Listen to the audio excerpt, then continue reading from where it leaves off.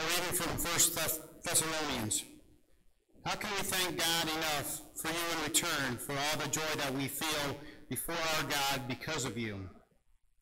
Night and day we pray most earnestly that we may see your face to face and restore whatever is lacking in your faith. Now may our God and Father himself and our Lord Jesus direct our way to you. And may the Lord make you increase and abound in love for one another and for all, just as we abound in love for you. And may he so strengthen your hearts in holiness, that you may be blameless before our God and Father at the coming of our Lord Jesus with all his saints. Word of God, word of life. Thanks be to God.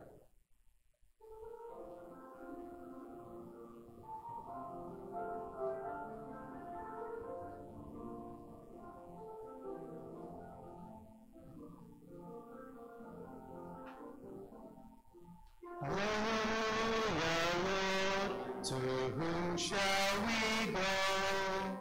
You have the words of eternal life.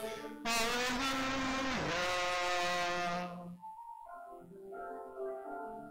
Hallelujah.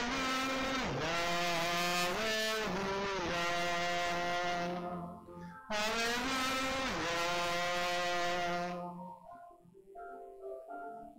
Hallelujah.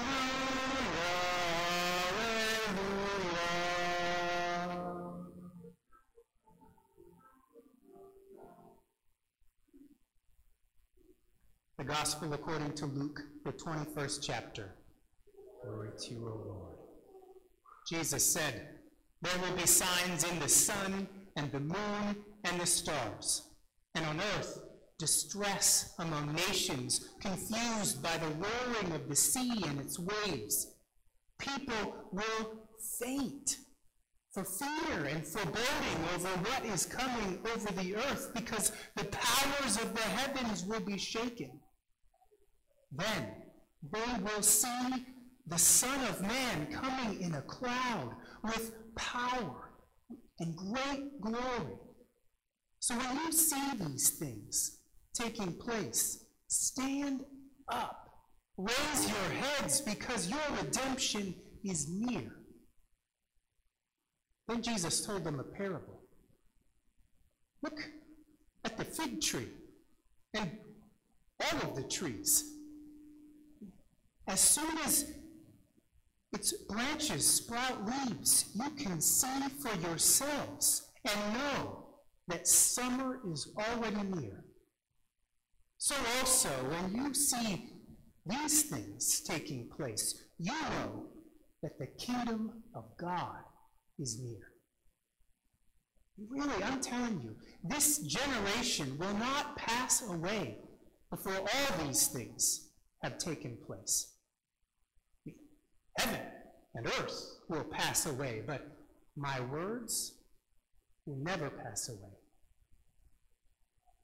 So be on your guard, that your hearts are not weighed down with dissipation and drunkenness and the worries of this life, or else that day will catch you like a trap. Because it's coming upon all who live on the whole face of the earth. Be alert at all times, praying that you may have the strength to escape all these things that will take place, and strength to stand before the Son of Man. The Gospel of the Lord. Praise to you, O Christ.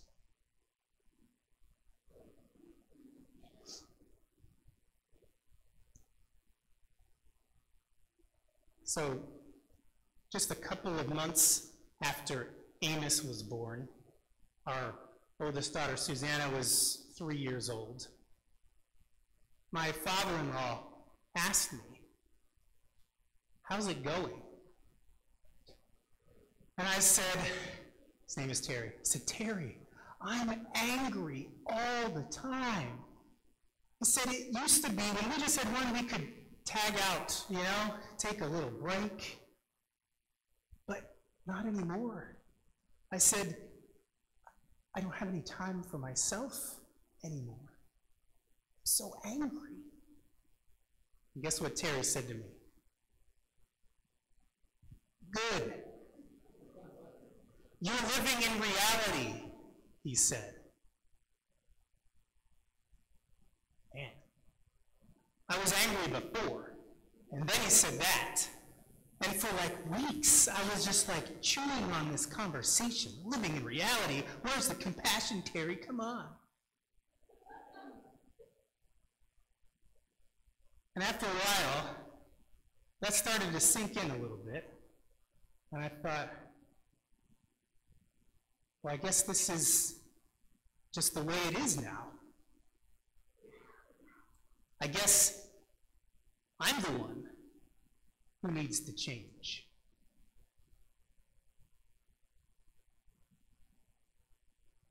I don't know if you can hear it, but Jesus was inviting his disciples, his followers, to live in reality. Because that's where God is.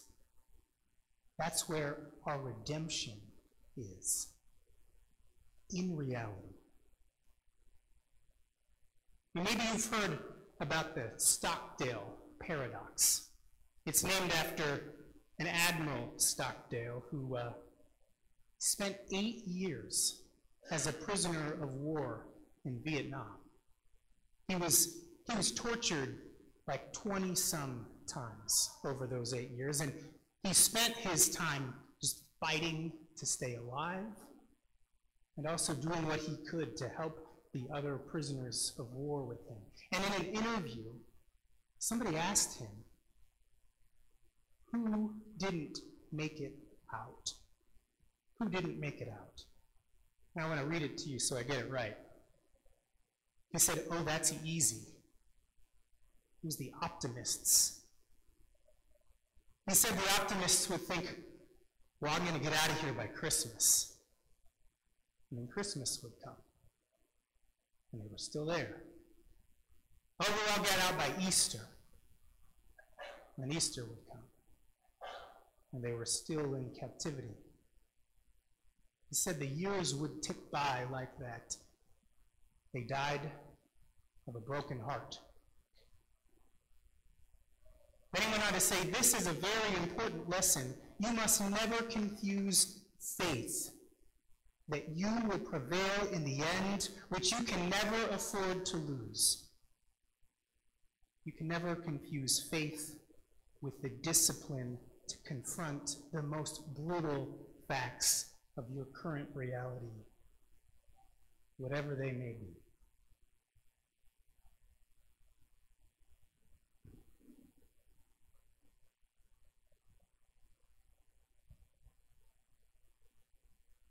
Jesus said, look at the trees. Here's a tree, a cross. Look at the cross, and what do we see? Pain, suffering. It can be a bleak picture of that cross. And yet in it, many of us see, or we see sometimes, we see the love and the hope, the power and the life that's ours because Jesus hung on that tree. That's reality. That's reality.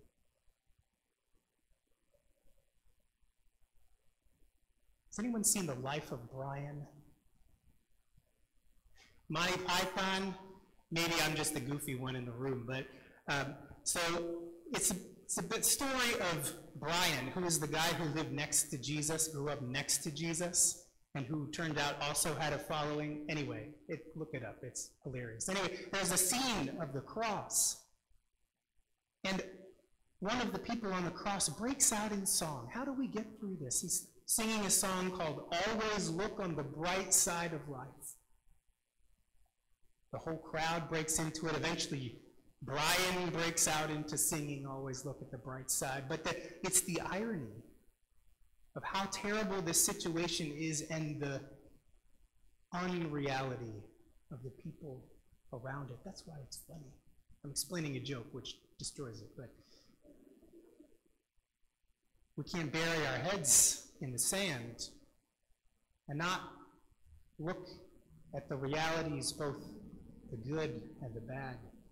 It's in integrating those realities. That's where God is.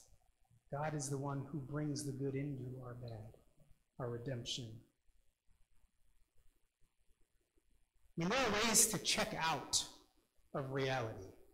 And I certainly was well acquainted with those ways when I had a 3-year-old and a 3-month-old at the same time. And Jesus talked about those ways of checking out of reality. He said, be on your guard that your hearts are not weighed down by 3 things: dissipation, drunkenness, the worries of this life. Now, I had to look up dissipation in the dictionary, you guys, which means I Googled it.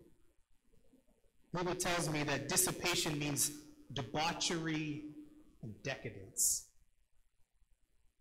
What is that but self-indulgence, self-centeredness? Drunkenness is sort of related.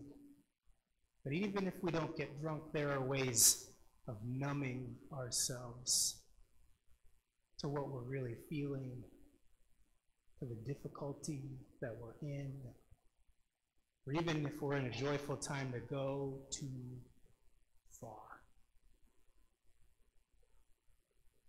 Then the worries of this life. Anxiety without action. I think Jesus is talking about. To churn, to worry, to do nothing, to not to practice letting go. You know the serenity prayer, right? Lord, give me the grace to know the things that I can change and change them, and to know the things that I can't change, so I let them go. Being caught up in any of these things are ways to get out of reality, not to live in the life that we're really in.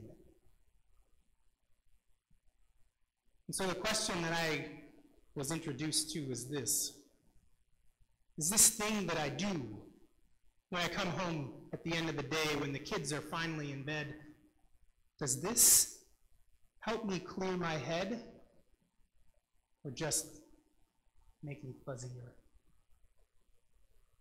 Do I see more clearly now? So what does help us see more clearly? You know, I'm convinced that what helps us see more clearly is love and belonging and connection. This is what feeds our hope, our faith, our courage to live in the real world. I mean, there's lots of ways to be connected in a false way. False connection. That is, I get together with the people I know think the same things, who believe the same things, who voted the same way I did, and we complain about all of the common enemies that we have. There's no depth in that kind of connection. It's not real. So whether I'm turning on Fox News or MSNBC, numbing me from reality. The true connection, it's not about having the same enemies, it's about being in the struggle together. It's about being together on that journey of courage and transformation and wholeness. And if we want to be there, in that true love and belonging, it means we got to stand up in our vulnerability. Be willing to be real with ourselves, real with each other.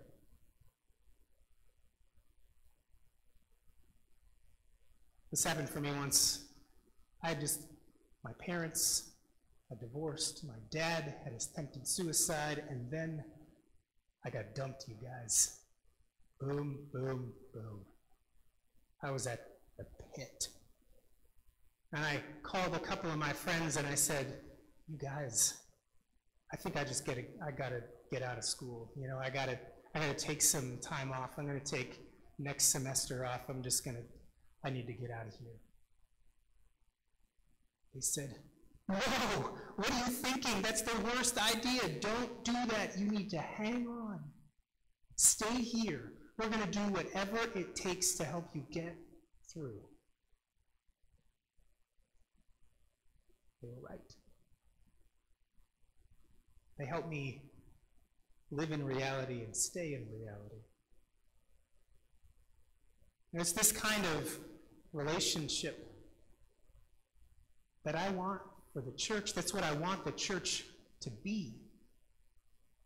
It's people who are in the struggle together. People who are risking being real enough to each other that they can show the empathy and honesty to each other that we need to persist in reality so that we can see God, receive our redemption. I think this is one of St. Paul's growing edges. We could do this part better. In fact, this Tuesday we were kind of talking about this at council in a way. We're reading this book together, and the book asks us to think about, how does your congregation do these two things? Help people be part of the mission of God. We had a lot to say about how St. Paul helps people be part of the mission of God. The second one, how does St. Paul deepen people's spiritual connections to God in ways that are transformational? All of our examples were about worship, which is great. And there's more. Now, you've probably heard the phrase that you can lead a horse to water, but you can't, what? Make it drink. Well, the opposite is true. If you never lead a horse to water, don't be surprised if you lose control of that horse, because now its thirst is in control.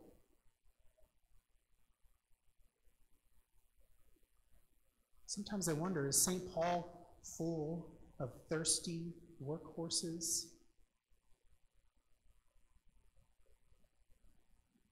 I mean, this combination is just prevalent in the world, and it's such a dangerous combination. The combination of loneliness and busyness. Lonely and busy, they feed each other and get worse and worse. And this is what leads to catastrophe, terrible decision-making that destroys our own lives, impacts negatively the people around us. Lonely and busy. That's the reality that we're living in. Even if that's not the reality of our own lives, that's the reality of the world. Lonely and busy. So we heard Jesus talking about the signs and the sun and the moon and the stars and the earth passing away and blah, blah, blah. That's a kind of a writing, a kind of a literature called apocalyptic literature. Apocalypse. You might think apocalypse means destruction, but it doesn't. It means revelation. It means revealing, not destroying. Revealing. It means the curtain being pulled back so we can finally see who is really in charge. Whose love and grace and life is the truth. But it's true that some people do panic and are terrified when the curtain is gone because they've confused the curtain for this thing that really matters. We're people who are trying to forget about the curtain look behind the curtain. Jesus is the one who's always breaking out from behind it. In the Gospel of Mark tells us that when Jesus was crucified, there was a curtain in the temple. It tore in two, huge curtain, top to bottom, ripped in half. Because God doesn't want us struggling in the dark, but bathed in the light.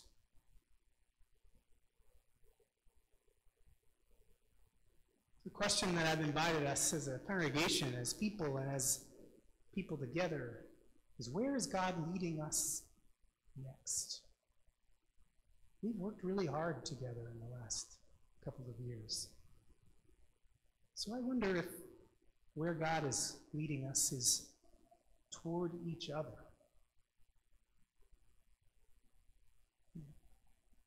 I know that I'm not a person who just naturally knows how to create those kinds of sustaining communities where it's true love and belonging, truth, honesty, empathy. So we've got to figure that out together. I think we have the opportunity to make a change together as a congregation.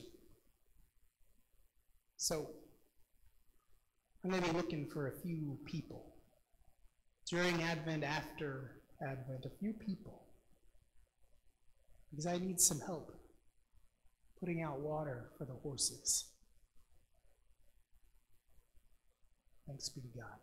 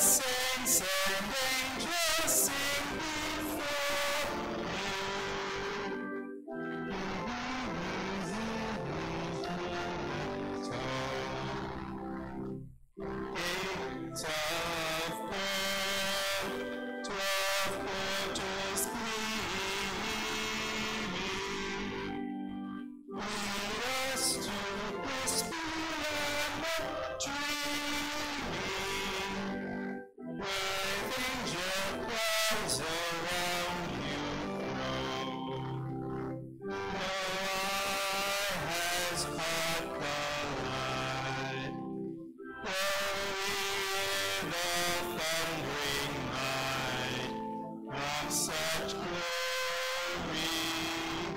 There we will go, what joy will know, their sweet delight will ever flow.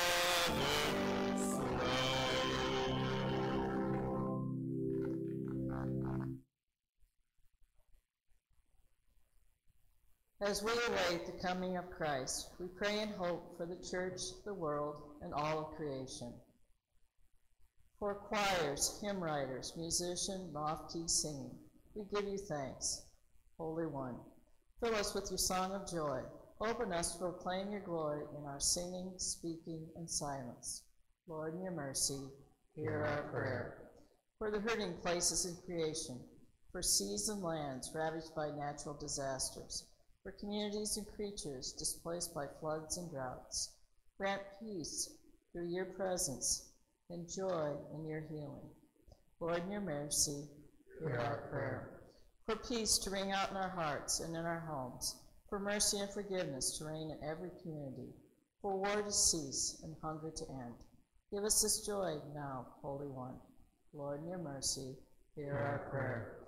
For those who are oppressed, for soldiers and veterans with post-traumatic stress disorder and their families, for neighbors who have no access to medical care, for those who are ill and those who mourn, for Bob, Susan, Doug, Kevin, Barbara, Gail, Nancy, Lisa, Kelly, Pauline, Amy, Doug, Gary, Jen, Fern, Judy, Jeanette, Verna, Peyton, and Jordan, for the homebound, Darlene, Jean and Edie, and Sherry, for those in care facilities, Edith, Betty, Clayton, Marion, Ellen, Bob, Joan, Evelyn, Marge, Vern, Marilyn, and Peggy. Prayer and thanksgiving for the life and witness of Jeanette Paulson and Bill Trude. Fill them with your peace. Lord, in your mercy, hear our prayer. For foster families opening their homes for grandparents raising grandchildren, for single parents struggling to make ends meet, for expectant parents who now grieve. Give strength and comfort, Holy One. Lord, in your mercy, hear our prayer. In thanksgiving for preachers and teachers who have guided us on the way, bring us with them to rejoice eternally in you. Lord, in your mercy, hear our prayer.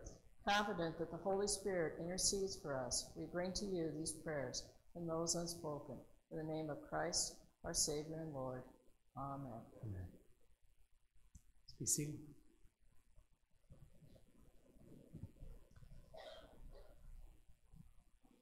Now, my first announcement today is that we're going to change how we do announcements. I know Pastor changed.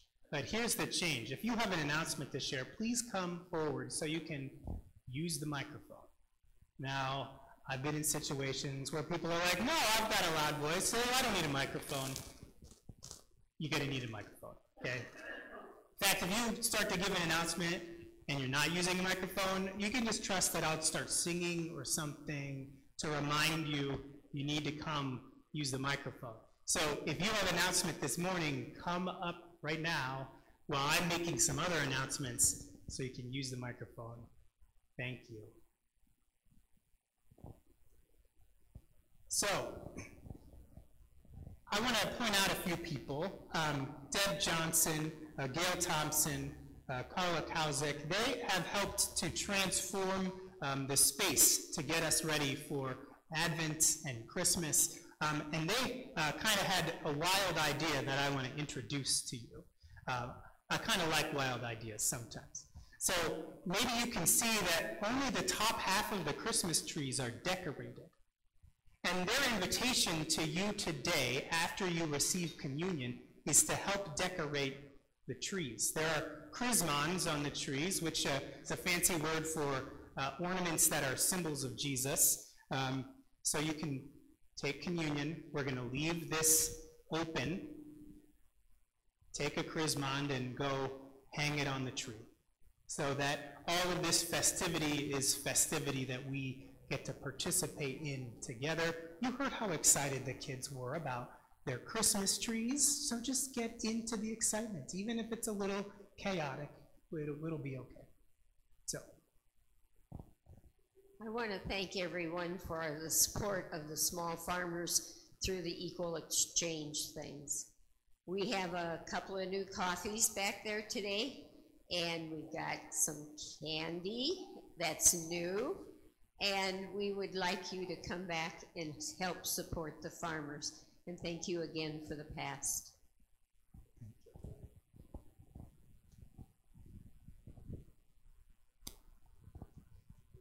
Most of you know that pretty much my whole family goes to church here. My sister is Tracy, and she's married to Corey, and they have Olivia and Max. Max was diagnosed Thursday with leukemia, and he had been sick with a virus and went back for a recheck, and his blood work was all off and crazy, and the pediatrician at Medical Associates immediately knew something was wrong, made an appointment for the very next day for the hematologist out in Iowa City, and he was diagnosed with leukemia on Thursday, and has been out in Iowa City since at the Children's Hospital. He has got the best care. He has the most common form of leukemia and the most curable. So he's only 4.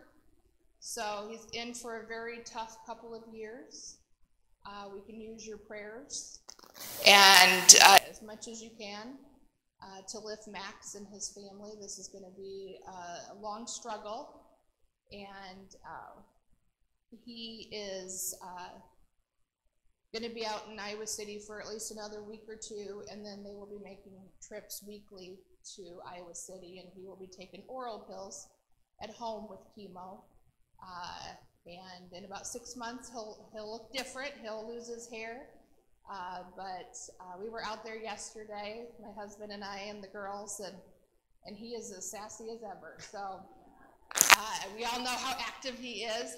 And he was in quite a bit of pain when we first got there. His pain meds were wearing off, and but he was due for another dose. And within 30 minutes of that dose kicking in, he was ready to watch a movie, and that lasted about 20 minutes, and then he had to go down and show us the toy room, and so, yeah. And I know for sure that this is an awesome church family, and with a lot of love and support, and I also know that in the face of challenges, that there are a lot of blessings, so we thank you for your love and support.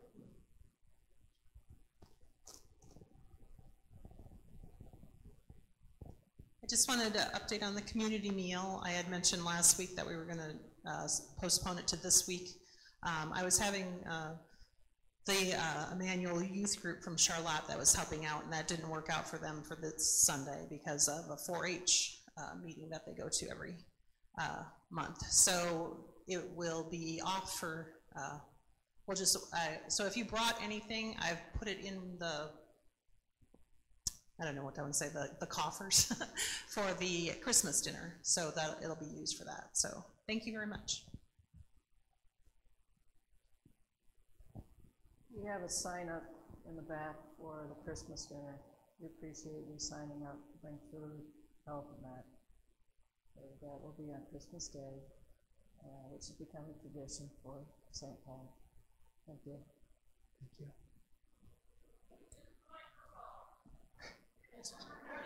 She had her own mic. Give her a break. You remember a couple weeks ago when the children did a noisy offering with Pastor? Now, we on Stewardship Committee decided that since there's been an interest kind of lost in the bake sale that we've been holding for the last several years, we would try a noisy offering for World Hunger. The ELCA World Hunger Appeal, as you well know, our church is very, very active in helping hungry people, and you have been wonderful with the baskets that we do each Easter and Thanksgiving. And so what we thought is that rather than let the children have all the fun, we're going to have some fun and make a noisy offering. And this will be separate from your regular offering, but we will pass down these noisy pans here to let you put your offering in. And we want to thank you very much for all your support for people that are hungry, and let us share the love of Christ. We are going to not have an offering music. We're going to hear the music of the coins this morning with our offering.